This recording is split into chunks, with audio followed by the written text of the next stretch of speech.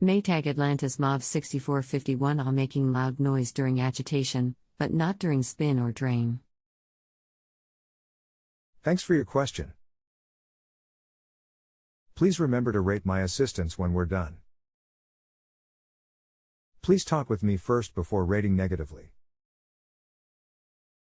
On the unit, if it is making a loud noise during agitate, the main gear in the transmission has likely stripped. The unit will make a very loud noise when agitating when that happens and is very common on that machine. It will sound like a loud grinding type noise and be constant. If you can open the top and watch the agitator while it is doing it. The agitator may just move slightly. If so, that is the issue.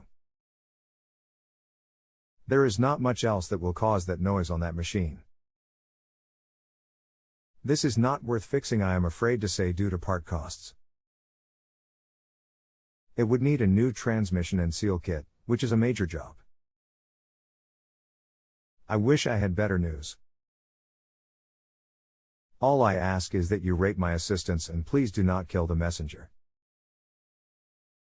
If you have a home improvement or appliance question and want to chat with an expert, now visit justanswer.com/YTHI.